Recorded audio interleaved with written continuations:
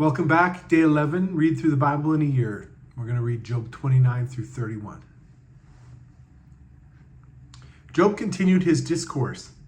How I long for the months gone by, for the days when God watched over me, when his lamp shone on my head, and by his light I walked through darkness.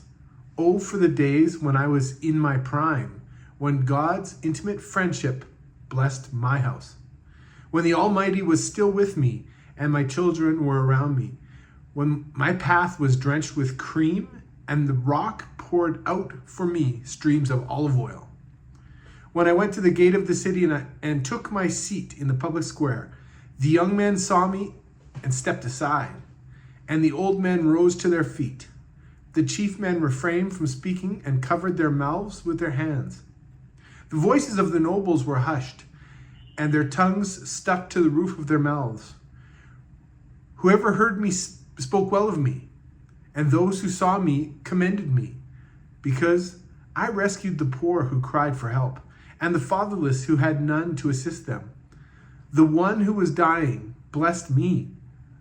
I made the widow's heart sing. I put on righteousness as my clothing. Justice was my robe and my turban. I was the eyes to the blind and feet to the lame.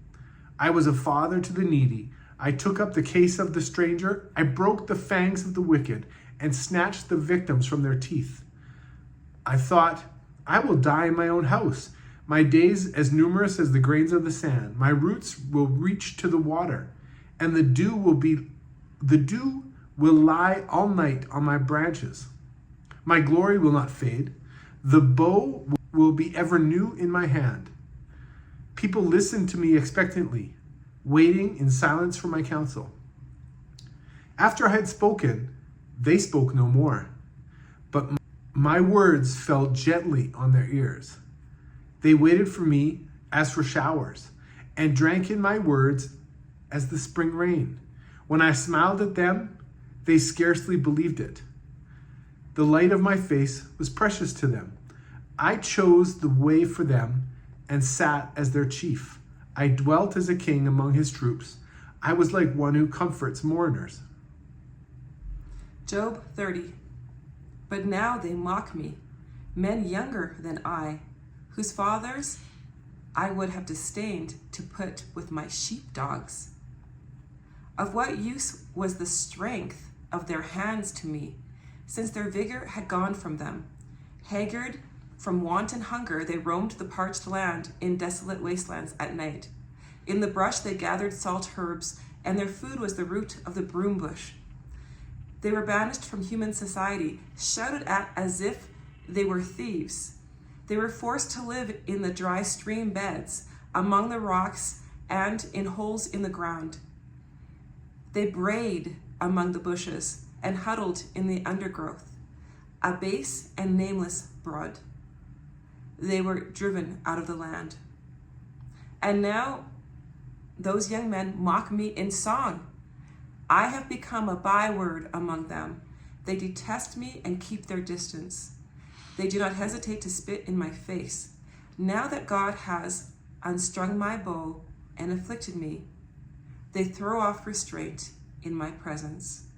On my right, the tribe attacks. They lay snares for my feet.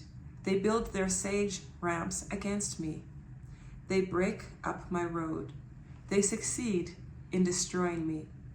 No one can help him, they say. They advance as through a gaping breach. Amid the ruins they come rolling in. Terrors overwhelm me.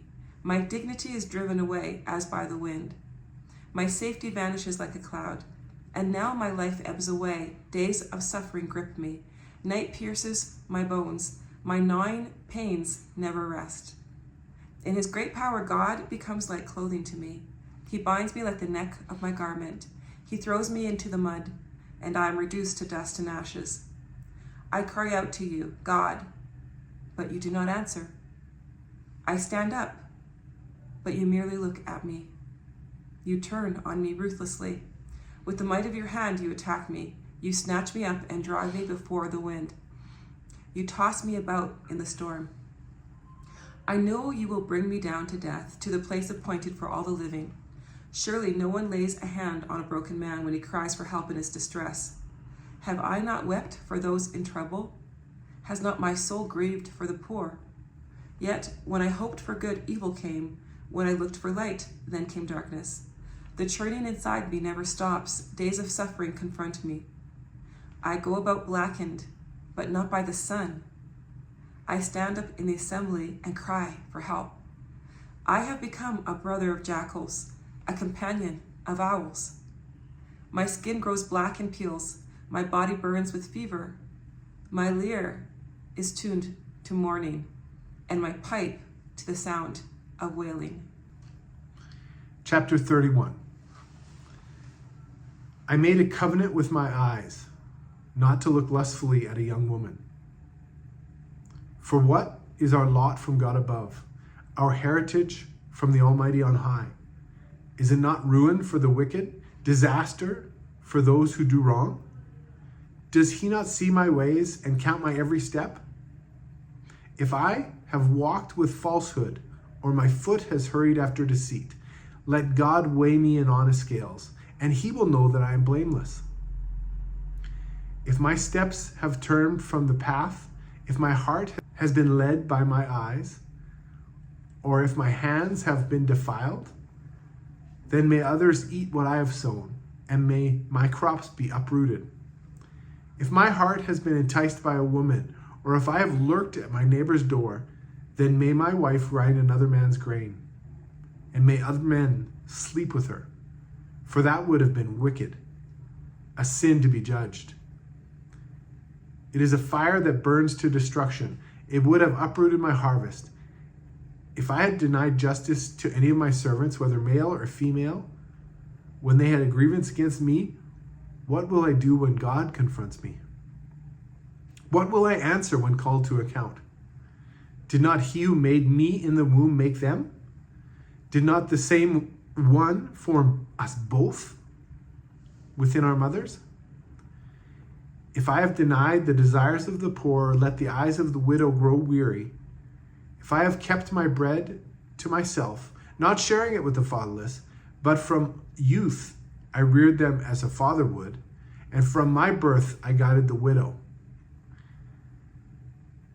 If I have seen anyone perishing for lack of clothing, or the needy without garments, and their hearts did not bless me for warming them with the fleece for my sheep, if I have raised my hand against the fatherless, knowing that I had influence in court, then let my arm fall from the shoulder. Let it be broken off at the joint.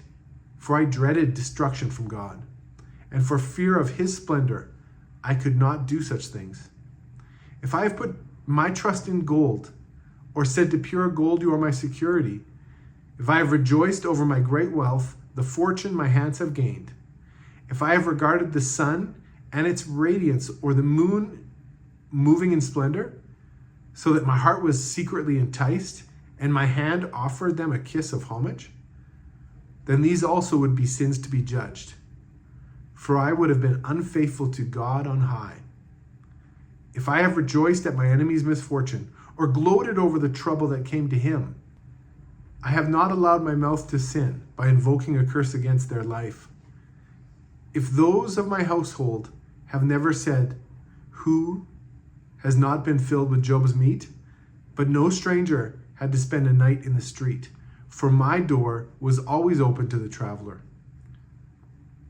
If I had concealed my sin as people do by hiding my guilt in my heart, because I feared the crowd, and so dreaded the contempt of the clans, that I kept silent and would not go outside, oh, that I had someone to hear me.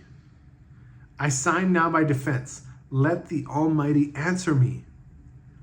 Let my accuser put his indictment in writing. Surely I would wear it on my shoulder.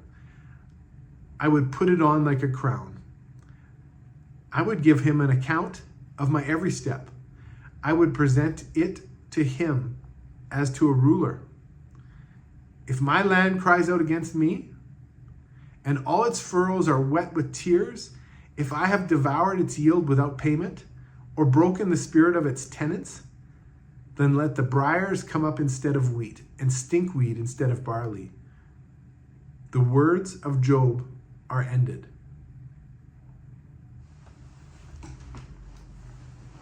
What do you think of all that? I think that when God said, I have no one like him, there was a reason. He was someone who always let strangers in. He was somebody who, basically somebody that you would see and you go, yeah, that's a good person. They're always helping people.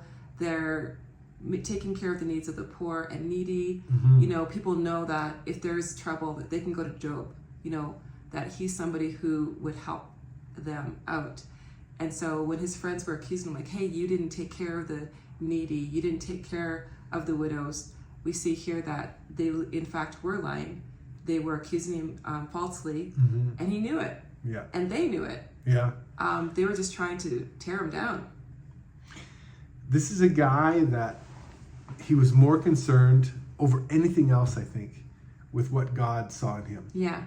It didn't matter. It didn't matter what the crowd say. It didn't matter what people around him said, that, our entourage. He wanted to do what was right in the eyes of God. Yeah. And he saw people for who they were. They were people, they were created as special in God's eyes. And he was willing to take care of them, even at his own cost. Yeah, that's right. He said he wasn't somebody that put himself above other people, even though he was much, he had a lot more money than other people. Yeah. He had a lot of wealth, a lot of status. He had a lot of respect. Yeah. And then he's saying how the same people who would just go silent when he walked in, everybody would basically go silent when Job came, like he was the man, Yeah. And then when he got ill, those same people were making up songs about him and mocking him. So the humility that he was going through, that he went through because of his illness and because of losing everything, was a lot. Yeah. But he was conscious of God. And it just is describing how, regardless of how he lived now or before, regardless of the life that he had now after losing everything in comparison to when he had everything, the one thing that is consistent is that he trusted God. He didn't give up his integrity, and he did things because he says he feared God. He wanted to please God, and he wanted to make sure that when God looked down at him, that he was pleased with him, with his life. I think when you meet a person who has respect and humility, it stands out so clearly. Yeah. There's so many people who put on falsities or put on masks in this world. Yeah.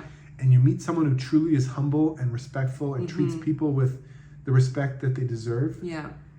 It stands out. And those are the people that I want to be around. And this reminds me, when I read this about Job, I think this is a guy that I want to be like. Yeah.